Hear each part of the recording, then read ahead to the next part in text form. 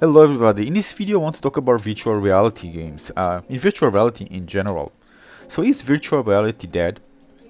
Now if you actually follow what's happening in the VR industry, well, Facebook discontinues the Oculus Rift S, and this means that it's retiring the PC-based VR devices. However, although Oculus Quest now is its main VR headset, players will be able to connect this headset to a PC using a special accessory. Now, when it comes to numbers, well, based on Statista.com, the total number of active virtual reality users worldwide is forecast to be around 171 million as of 2018. And it says also around 60 million of these considering themselves to be hardcore gamers. Now, another information at the same website is estimates suggested that in 2020, sales of augmented and virtual reality headsets will reach around 5.5 million units. Focus project massive growth in both AR and VR headset sales in the coming years, with both technology combined expected to sell over 26 million units per year by 2023. Now, I have no doubt in my mind that augmented reality headsets will be popular, especially if Apple designs them. I mean, we still wait for Apple to see what Apple will release, and if this comes the day where we're gonna use augmented reality headset, we can look a bit further down the road. I don't know if the first headset will be VR AR combined, but at some point there will be. Virtual reality will be part of the same experience using the same headset as AR, and people will just be able to switch between the two and maybe use them both, merge virtual reality and augmented reality in a certain way to create unique experiences. So I personally, like many others, waiting to see what Apple come up with. But the thing is that even for Facebook, the Oculus Rift S wasn't economical, so just drop it. And now they're focusing on, it's the mobile version.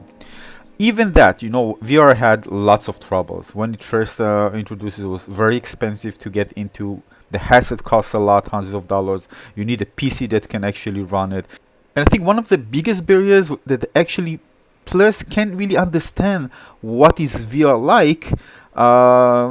If they don't try it in person, they need to try it themselves. Nothing you can actually do to transfer this experience. I mean, companies try to do so many things, usually something emphasis of the body emotions, the excitement of the person, but in terms of gameplay, you just see something in 3D, and nothing really gives you the feeling of how it is like playing in VR. Now, the other thing is that, when you play with virtual reality headset, you need to wear a headset. This is by itself not comfortable. Well, unless VR headset were a sunglasses thing, and then it would be easier to just wear it without a problem. Just look at this, at the picture that you see here. In a few years, we're gonna laugh at this. By the way, we're gonna make a joke of ourselves actually using it. But that's how it is actually when we go into more advanced technologies in the future. We look back and kind of make fun of ourselves how we actually use those devices. Now, VR was meant to be untethered and room scale for the best experience by far. But the problem is that when VR was first started, you needed to actually have some kind of accessory you need to put in your room, those satellites, in order to provide the 6 degree of freedom tracking. Now we have this one on most headsets. We have it built in, and this is what is called inside-out tracking. Now, however, when you play on a mobile VR headset, which isn't connected to a PC, what we know, again, for the Oculus Quest 2, for example, you have the Qualcomm's Snapdragon XR2 chipset, which is said to be 2 times more powerful than the Snapdragon 835. It's still powerful, but again, this is a mobile, very powerful mobile chipset. But it also means that, of course, graphics fidelity will be inferior compared to if you develop again with the power of a PC backend. Now, the thing is that people enjoy playing games in comfort, right? Whether it's playing in your room on a really comfy chair in front of a laptop computer, or playing in the living room with your console, with a controller, enjoying a game. Now, of course, with VR, you have both seated and standing position where you can actually play games. However, in terms of immersion, well, the VR was all about bringing you inside the game. So actually, your hand motions, your body motions, your head movement, everything represented in the game, and you feel like you are inside the game. So you feel like a great sense of presence. So actually, seated experiences are limited in a way, but doesn't mean that it can be fun. But that being said, this is one thing that actually can prevent some people from actually wanting to experience kind of a room scale gameplay experience. And even then, we need the Oculus Quest, right, which is untethered, which allows you to easily experience this one without having satellites that actually monitor the movement, because now with the tracking is inside out, so it's inside the headset. Still, I don't think that many people are convinced that this is a comfortable way for them to enjoy games.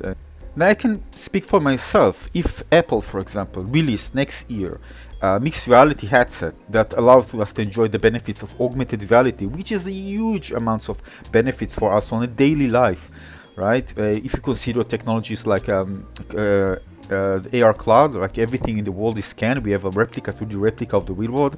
We can actually create experiences that, we use machine learning to actually detect almost everything that we see outside. If it's a car, if it's a motorcycle on the road, roads, buildings, almost every object can be detectable, and this can be used in order to create experiences that actually we can benefit from on our daily lives when wearing this one, and combine this one with virtual reality. Then many people will actually will be able to experience VR even as a side feature of an augmented reality headset. Now, we need to understand the difference, of course, between augmented reality and virtual reality is that augmented reality is this mean that the digital content presented as part of the real world environment.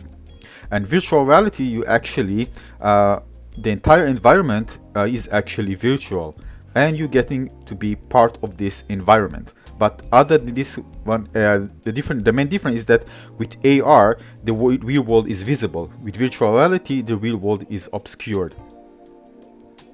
And this is why I think VR is not dead, and definitely still kicking even right now, and there are plenty of players actually playing virtual reality games. There are many great games actually to try out, and maybe this is a good time to actually try virtual reality because headsets are cheaper right now. You don't even need a PC even if you want to play them. There are plenty of games out there that the prices are already very low, and in general you have plenty of titles to try if you are buying your first VR headset. Even all this, you're probably not convinced, right? You say to yourself, well, why do I need this? I'm just enjoying games to play, in front of the screen, and that's it. But you need to understand that it's something that you need to try at least. And I think this is why, like, for example, Google released the VR cardboard version, so people can actually try the experience to see how good it is. Now, that being said, it wasn't that good with the cardboard. I mean, not just the cardboard, I think just also with, for example, Gear VR. I remember back then I was in Barcelona when it came out, and it was an option to try it out in Plaza Catalunya. And it was, for me, it was great. I mean, just experiencing it. But again, resolution, and it just wasn't there. I mean, I told myself always, if it was, the field of view was much larger, and I had something that I can't see even the pixels, how amazing it would be. I wanted something even with better visuals, of course, not just riding a roller coaster, something really more. And I think right now we actually there.